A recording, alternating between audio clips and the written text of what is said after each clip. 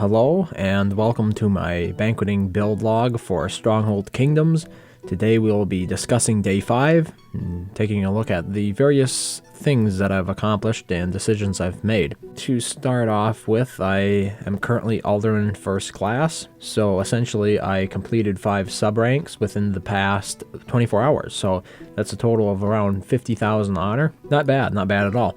And the big news is I got my second village, of course. Now, yesterday you probably noticed that I was of sufficient rank to take charge of a second village. And I've done so, and I've begun building it up quite nicely. One of the bottlenecks that I sort of reached was the fact that stone comes in limited quantities still for me. I have not invested any research in it, as anybody following this series knows, and the card that I had in play for stone production was a mere stonecraft card. So for tomorrow, I will be playing an advanced stonecraft card. You can see it currently in play, but that is not considered for what I had in play for the last 24 hours, which is what this log is, of course, documenting. So it is pretty standard. Of course, I went for another Highland village because that is part of this banquet build strategy, and I think we should take a look at the researches that I've completed.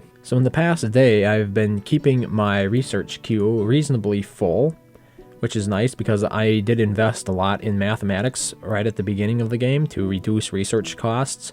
And if you can't find a way to make that pay off for you, it was simply wasted research that early in the game. I think I'm doing a reasonable job at making it pay off. A lot of the researches that I have queued up, for example, this one won't be completed until another 6 hours and 31 minutes has gone by, so, you know, I'll only be wasting maybe 3 hours there between when my last research queued up completes and when I actually wake back up, and probably will have enough honor to rank up to rank 13. And that is omitting the option that I have here to simply buy another point. I have been buying research points on a regular basis when I can afford it. I'm currently up to 1,482 gold per research point, and that price will increase as you buy more research points. I wouldn't recommend at this point investing in philosophy. Well, as a matter of fact, you can't because it requires rank 13, but yeah, that's going to be for much later. As we rank up, the ranks will continually have more sub-ranks, and since every sub-rank grants you an additional 3 research points, you will be getting plenty. Yeah, so actually every research that I've completed in the past day has been located within the military branch of the research tree, or the military tab, I should say.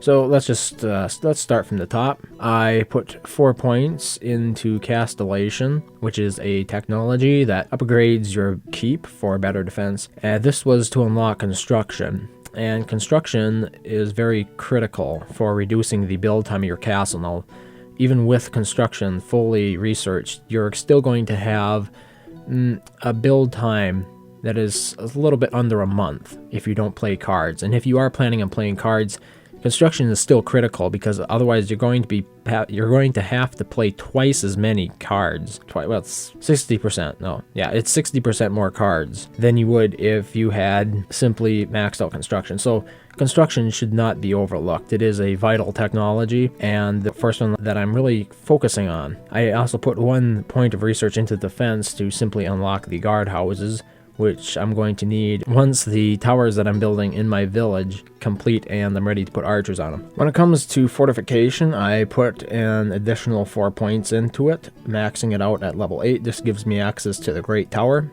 Moving a little bit further down, I put 1 point of research into scouts, and this will come into play when it comes to the quests that I completed, which we'll be covering a little bit later, because I was stuck.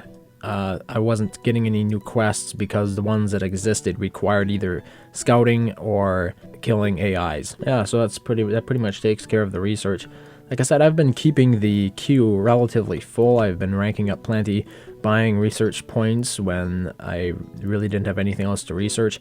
And I should also mention that I got a wheel spin, and my wheel spin prize was 2 research points. So, I got an additional bonus from that, but that's potluck, not everybody's going to be able to replicate that. The wheel spin itself is pretty hit and miss. You could get 5,000 gold or you could get 2 research points. In this case, the 5,000 gold would actually have been a better deal. I just accepted a liege lord request from the codebreaker, and he offered to vassal my first village, but I had a better deal from somebody who was a little bit closer, and I took that one, but offered first dibs on the second village because there was obviously some interest shown there. Again, if you don't have a liege lord, you gotta get out and talk to the big players in your area. Make sure they know that you understand the implications of breaking vassalage with them, because they're not going to want to vassalize players who might essentially break the liege lord deal with them and then lose them all the troops that they station in your village. So this is one of the most crucial things to lay down with your vassals. If you don't know your vassals from other worlds, you need to let them know that. And if you are a vassal, let your liege lord know that you are aware of this rule, because it will make them much more willing to entrust you with troops in your villages, with their troops in your villages. So let's take a look at the quests that I completed in the past day. So yesterday I only managed to complete 1 quest, but I've fared significantly better today. I completed Scouts 2, Scouts 1, Construction Crazy 3, Living Off the Land 1, Theme Player 2, Flourishing Trade 1, Intelligence Gathering 3, Intelligence Gathering 1, and Spread the Word 3. Quite a few quests I completed today, all because I was willing to invest 1 point of research into Scouts finally, and actually managed to clear out some of those very old but easy quests that I had from probably day 2, or if not day 1. I think the very first scouting quest I got on day 1, and I hope to complete the scouting 3 one right there. Really isn't that difficult. It takes time, but the rewards, especially as you get the better quests, are usually worth it. Regarding cards I played and ones that I haven't, yesterday I mentioned that I'd gotten a start on building Fletcher's workshops to build bows. But in the past day, I haven't actually played any bodkin casting cards. No, the bodkin casting card is the card that is required to increase your bow production. So bows are pretty important early on in the game, but unfortunately I don't have the research to store more than 16 bows in my armory currently.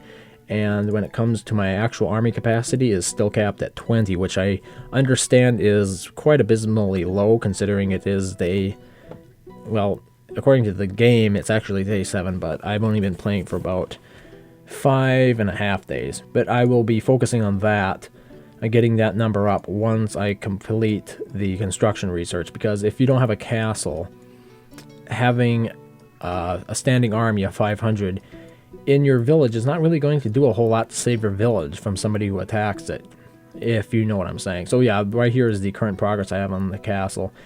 Not a whole lot. I understand that, but if you are somebody who is currently playing a lot of cards and you're willing to spend more, you could quite easily card this up, but I would recommend waiting until the construction research has completed for you to get the best bang for your card buck. So I like to mention what I've done with my parish, and in the past day, I've simply added a couple of levels to the Stone Quarry Guild. I have left the other ones alone for the most part because I've been focusing on still building my villages.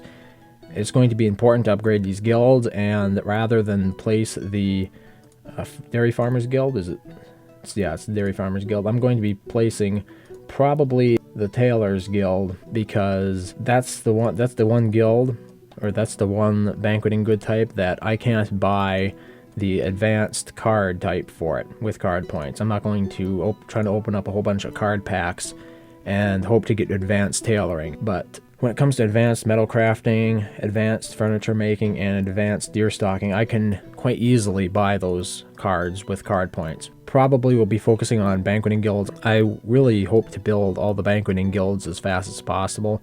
This is going to be a very banquet heavy or banquet focused parish. I'd like to get my defenses up and then I'll likely focus a little bit more probably on getting myself a third food type, although that might be unnecessary at this point.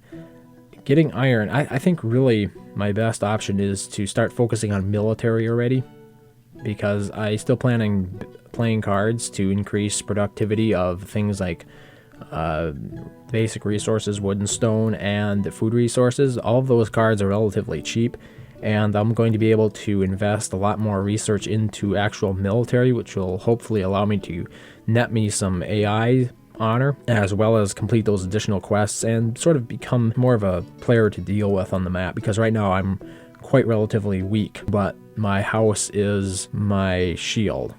So, I don't like wielding other players, but when it comes to house protection, I'm fully on board, because it is in their best interest that they protect you while you grow, so that way, once you're all grown up, you can actually help them in their war efforts against other houses. So yeah, I think that pretty much covers everything of note in the past 24 hours.